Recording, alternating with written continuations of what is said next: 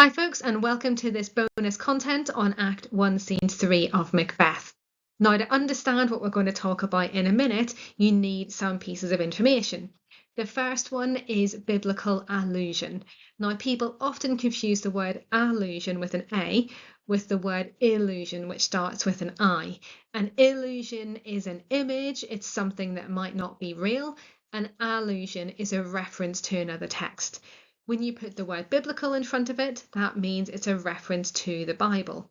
And in Act 1, Scene 3, Shakespeare makes quite a few biblical allusions.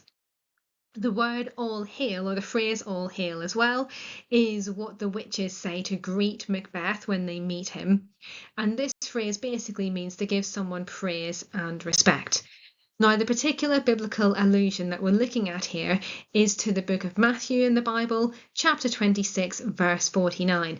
And you need to look at the King James version of this to be able to get the correct wording.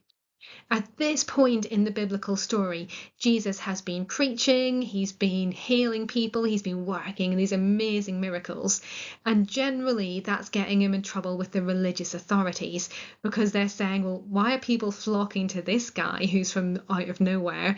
Why are they not kind of trusting in us and our religious teachings? So they're getting quite jealous of Jesus, they're getting quite annoyed at him, and they decide, right, we need to get rid of this guy, especially if he's going to claim to be King of the Jews.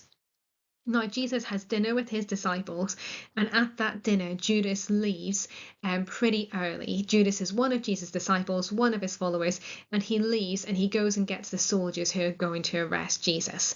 And when Judas brings the soldiers up to Jesus, he goes up to him and says, "Hail, Master," and he kisses him.